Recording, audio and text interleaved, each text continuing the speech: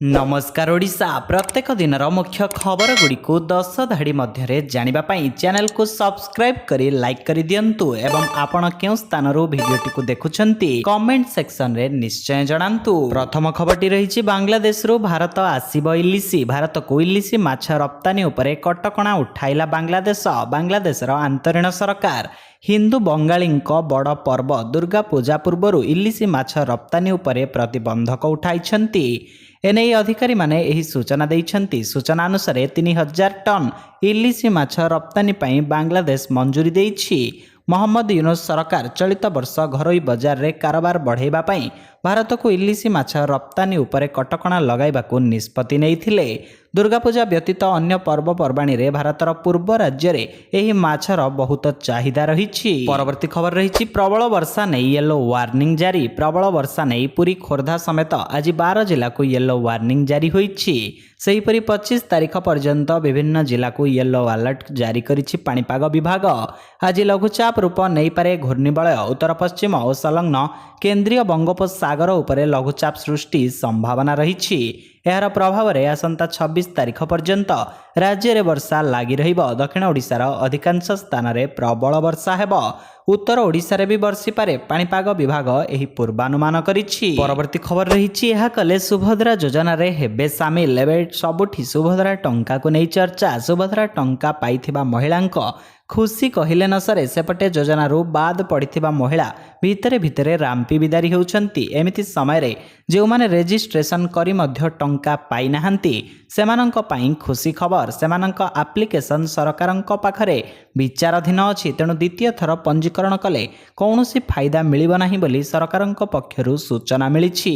सेपटे जो माने एजाय भी आवेदन करि नाहंती सेमाने नुआ करी पंजीकरण करि परिबे। एणिकी ओटीपी नुहे बायोमेट्रिक साहाय्य रे आपण निजर सुभद्रा फॉर्म पंजीकरण करि परिबे। परवर्ती खबर रही सेनांक ट्रेन उड़ाइबाकू खतरनाक प्रयास। मध्य प्रदेश रे पुणी थरे ट्रेन को उड़ाइबा पई प्रयास करा जाइछि। एथर बोमा विस्फोरण रे सेना बाहिनी ट्रेन उड़ाई देबा पई चक्रांत होइथिला। सेथिपई रेलवे ट्रैक रे डिटोनेटर लगा जाइथिबा कुहा जाउछि। बुरहानपुरर नेपानगर विधानसभा मंडली अंचल रे एभली एक घटना देखा मिली। तेबे ट्रेन डिटोनेटर संपर्क रे आसवा मात्रे एथिरे धमाका होइथिला। ड्राइवर एने तुरंत स्टेशन मास्टर को सूचना देइथिले। तेबे घटनास्थल रे मोट 10टी डिटोनेटर लगा जाइथिबा सूचना मिली। परवर्ती खबर रही राशन कार्ड रे मिलिबो 9टी सामग्री। वर्तमान सरकार नूतन निष्पत्ति अनुसार मागणा चाउल आ उपलब्ध हेबो नाही। राशन कार्ड थिले सरकार 9टी जरूरी तथा अत्यावश्यक जिनिस जोगाई देबे।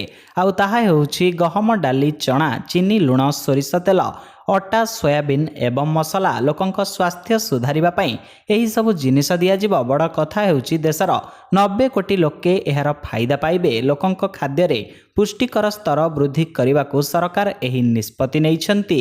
एहा मध्य लोकंक जीवन शैली रे उन्नति आनिबो। परवर्ती खबर रही छात्रवृत्ति रे महादुर्नीति। साधारण वर्गर पिलांकु एससी एसटी दर्शाई सरकारी तहबिल रु व्यापक लुट। पश्चिम बंगर पिलांक बैंक अकाउंट को जाइछि ओडिशार छात्रवृत्ति टंका। सुंदरगढ़ आसीछि एही सांघातिक अभियोग। अनुसूचित जाति और जनजातिर पिलांकु सरकारंक पक्षरु दिया जाउथिबा स्कॉलरशिप रो एक बड़ केलेंकारी सामना को आसीछि। एससी एसटी नारे ब्राह्मण और साधारण वर्गर पिलांकु छात्रवृत्ति दिया जाउछि। छात्रवृत्ति दिया जाइथिबा 2021-22 आर्थिक वर्ष रे पिलांक तालिकारु एहा जणा पड़िछि। पश्चिम बंगर पिलांक बैंक अकाउंट को जाइछि ओडिशार छात्रवृत्ति टंकार। छात्रवृत्ति पाइथिबा 55 जन छात्र छात्री मध्य जड़े भी एससी एसटी पिला नाहंती। परवर्ती खबर रही भुवनेश्वर रे एकाठी होइगले शह शह पुलिस। घनैला भरतपुर पुलिस सेना विवाद। भुवनेश्वर रे एकाठी हेले शह शह पुलिस। पुलिस विरोध रे कार्यानुष्ठानर प्रतिवाद करी हठात भुवनेश्वर रे एकाठी होइछंती शह शह पुलिस। भुवनेश्वर रिजर्व ग्राउंड रे एपरी दृश्य देखा मिली। आगामी दिन में बड़ प्रतिवाद पई प्रस्तुति करने को अंटा भिड़िछंती पुलिस। ओडिशा पुलिस संघर संगठन संपादक उमेश चंद्र साहू शनिवार प्रेसमिट करिछंती। आर्मी मेजर और बांधवी प्रति होइथिबा घटना अत्यंत दुर्भाग्यजनक बोली से कहिछंती। तेबे से कहिछंती तदंत चलिछि। निलंबन होइथिबा पुलिस दोषी प्रमाणित होई नाहंती। ତଦନ୍ତରେ ଦୋଷୀ ପ୍ରମାଣିତ ହେଲା ପରେ କାର୍ଯ୍ୟାନୁଷ୍ଠାନ ନିଆଯାଉ। ପରବର୍ତ୍ତୀ ଖବର ରହିଛି 11 ଦିନ ଧରି ଉପାସରେ ରହିବେ ଉପମୁଖ୍ୟମନ୍ତ୍ରୀ। ତିରୁପତି ପ୍ରସାଦ ବିବାଦକୁ ନେଇ 11 ଦିନ ଧରି ଉପବାସରେ ରହିବେ ଉପମୁଖ୍ୟମନ୍ତ୍ରୀ ପବନ କଲ୍ୟାଣ। ଆନ୍ଧ୍ରପ୍ରଦେଶରେ ତିରୁପତି ବାଲାଜୀ ମନ୍ଦିରର ପ୍ରସାଦ ଲଡୁରେ ପଶୁ ଚର୍ବି ବ୍ୟବହାର କରାଯାଉଥିବା ଖବର ପରଠାରୁ ଚାଲି ଆସୁଥିବା ରାଜନୈତିକ ଉତ୍ତେଜନା ବନ୍ଦ ହେବାର କୌଣସି ଚିହ୍ନବର୍ଣ୍ଣ ଦେଖାଯାଉନାହିଁ। ବର୍ତ୍ତମାନ ଏହି ପ୍ରସଙ୍ଗରେ ରାଜ୍ୟର ଉପମୁଖ୍ୟମନ୍ତ୍ରୀ ତଥା ଅଭିନେତା ପବନ କଲ୍ୟାଣ ପ୍ରାୟଶ୍ଚିତ କରିବାକୁ ନିଷ୍ପତ୍ତି ନେଇଛନ୍ତି। ସେ ରବିବାର ଠାରୁ ଏକ 11 ଦିନିଆ ଉପବାସ ଆରମ୍ଭ କରୁଛନ୍ତି। ପବନ କଲ୍ୟାଣ ଲେଖିଛନ୍ତି, ହେ ପ୍ରଭୁ ବାଲାଜୀ, ପ୍ରଭୁ ମୋତେ କ୍ଷମା କର। ତିରୁମାଲା ଲଡୁ ପ୍ରସାଦ ଯାହା ଅତ୍ୟନ୍ତ ପବିତ୍ର ବୋଲି ବିବେଚନା କରାଯାଏ, ତାହା ପୂର୍ବ ଶାସକଙ୍କ ଅସାମ୍ବିଧାନିକ ପ୍ରବୃତ୍ତି ଯୋଗୁଁ ଅଶୁଦ୍ଧ ହୋଇଯାଇଥିଲା। ପରବର୍ତ୍ତୀ ଖବର ରହିଛି ଟ୍ରେନ୍ ଟ୍ରାକ୍ରୁ ମିଳିଲା ଗ୍ୟାସ୍ ସିଲିଣ୍ଡର। ପୁଣି ଟ୍ରେନ୍ ଟ୍ରାକ୍ରୁ ଏକ ଗ୍ୟାସ୍ ସିଲିଣ୍ଡର ମିଳିଛି। ଦୁର୍ବୃତ୍ତମାନେ ଟ୍ରାକ୍ରେ ସିଲିଣ୍ଡର ରଖି ଏକ ବଡ଼ ଧରଣର ଅଘଟଣ ଘଟାଇବାକୁ ଯୋଜନା କରିଥିଲେ। ତେବେ ପାଇଲଟଙ୍କ ଉପସ୍ଥିତି ବୁଦ୍ଧି ଯୋଗୁଁ ଏହି ବିପଦ ଟଳିଯାଇଛି। ଗତ କିଛି ଦିନ ହେବ କାନପୁରରୁ ଏହା ହେଉଛି ଦ୍ୱିତୀୟ ଷଡ଼ଯନ୍ତ୍ର। ଉତ୍ତରପ୍ରଦେଶ ଷ୍ଟେସନ ରେଳ ଟ୍ରାକ୍ରୁ ଗ୍ୟାସ୍ ସିଲିଣ୍ଡର ଜବତ ହୋଇଛି। କାନପୁରରୁ ଏକ ମାଲବାହୀ ଟ୍ରେନ୍ ପ୍ରୟାଗରାଜ ଯାଉଥିବା ଲୋକ ପାଇଲଟଙ୍କ ନଜରରେ ପଡ଼ିଥିଲା ସିଲିଣ୍ଡର। ସେ ସଙ୍ଗେ ସଙ୍ଗେ ଟ୍ରେନ୍ଟିକୁ ଅଟକାଇ ଦେଇଥିଲେ। ଉପସ୍ଥିତି ବୁଦ୍ଧି ଯୋଗୁଁ ଫଳରେ ବଡ଼ ଅଘଟଣ ଟଳିଯାଇଛି।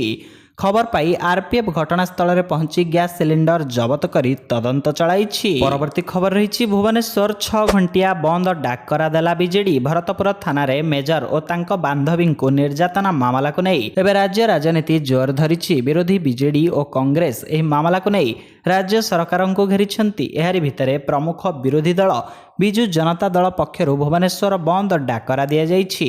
ଆସନ୍ତା ମଙ୍ଗଳବାର 6 ଘଣ୍ଟିଆ ଭୁବନେଶ୍ୱର ବନ୍ଦ ଡାକରା ଦେଇଛି ବିଜେଡି।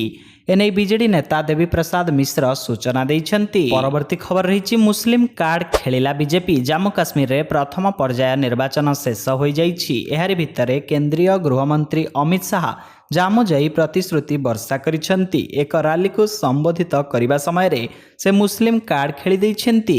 ମାଗଣା ଗ୍ୟାସ୍ ନେଇ ସେ ଘୋଷଣା କରିଛନ୍ତି। ଅମିତ ଶାହା କହିଛନ୍ତି, ଇଦ୍ ଏବଂ ମହରମରେ 2ଟି ମାଗଣା ଗ୍ୟାସ୍ ପ୍ରଦାନ କରାଯିବ। ମେନ୍ଧରରେ ଏକ ସାଧାରଣ ସଭାକୁ ସମ୍ବୋଧିତ କରିବା ସମୟରେ ଅମିତ ଶାହା କହିଛନ୍ତି, ଜାମ୍ମୁ କାଶ୍ମୀରରେ ଅବଦୁଲ୍ଲା ମୁଫ୍ତି ଏବଂ ନେହେରୁ ଗାନ୍ଧୀ ପରିବାରର 90 ଦଶକରୁ ବର୍ତ୍ତମାନ ପର୍ଯ୍ୟନ୍ତ ଆତଙ୍କବାଦ ବିସ୍ତାର କରିଛନ୍ତି। କେବଳ ନରେନ୍ଦ୍ର ମୋଦିଙ୍କ ନେତୃତ୍ୱରେ ବିଜେପି ସରକାର କାଶ୍ମୀରରୁ ଆତଙ୍କବାଦ ସମାପ୍ତ କରିଛି। ପରବର୍ତ୍ତୀ ଖବର ରହିଛି ସ୍ୱତନ୍ତ୍ର ଡ୍ରୋନ୍ ପାଇଁ ଆମେରିକା ସହିତ ଭାରତର ଚୁକ୍ତି। ଭାରତ ଏବଂ ଆମେରିକା କୋଟି କୋଟି ଡଲାର ମୂଲ୍ୟର ଡ୍ରୋନ୍ ଚୁକ୍ତି ସ୍ୱାକ୍ଷର କରିଛନ୍ତି।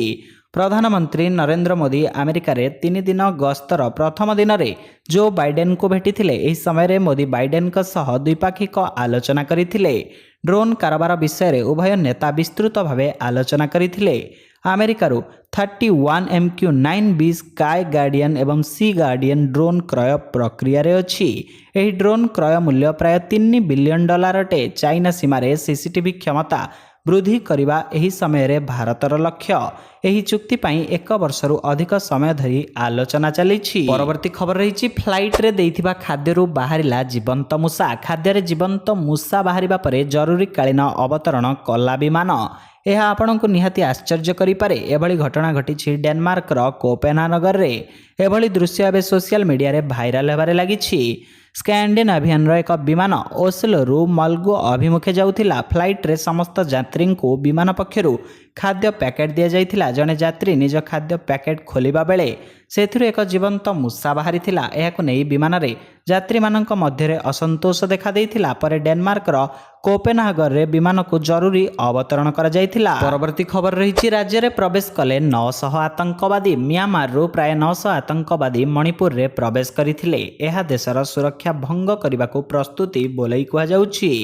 ଗୁପ୍ତଚର ରିପୋର୍ଟ ଆଧାରରେ ଆତଙ୍କବାଦୀମାନେ ମିଆଁମାର ଦେଇ ମଣିପୁରରେ ପ୍ରବେଶ କରିଥିବା ସୂଚନା ସାମ୍ନାକୁ ଆସିଛି। ମଣିପୁର ସରକାରଙ୍କ ସୁରକ୍ଷା ପରାମର୍ଶଦାତା କୁଲଦୀପ ସିଂ ମଧ୍ୟ ଗୁପ୍ତଚର ବିଭାଗର ଦାବିକୁ ନିଶ୍ଚିତ କରିଛନ୍ତି। ଆତଙ୍କବାଦୀଙ୍କ ବିପଦକୁ ଦୃଷ୍ଟିରେ ରଖି ସୁରକ୍ଷା ଏଜେନ୍ସିଗୁଡ଼ିକ ହାଇ ଆଲର୍ଟ କରାଯାଇଛି। କୁହାଯାଉଛି ଯେ ଆତଙ୍କବାଦୀମାନେ ମିଆଁମାର ନିକଟସ୍ଥ ପାହାଡ଼ିଆ ଅଞ୍ଚଳ ଦେଇ କୁକି ପ୍ରାଧାନ୍ୟ ଅଞ୍ଚଳରେ ପ୍ରବେଶ କରିଛନ୍ତି।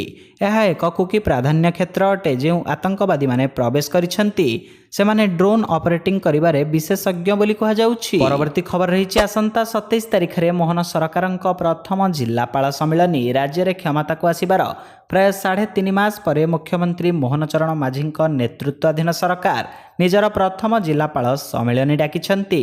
ସରକାରକୁ ଆସିବା ପରେ ମୁଖ୍ୟମନ୍ତ୍ରୀ ଶ୍ରୀ ମାଝୀ ଓ ମନ୍ତ୍ରିମଣ୍ଡଳର ସଦସ୍ୟମାନଙ୍କୁ ପ୍ରଥମ ଥର ପାଇଁ ଜିଲ୍ଲାପାଳମାନେ ଭେଟିବେ।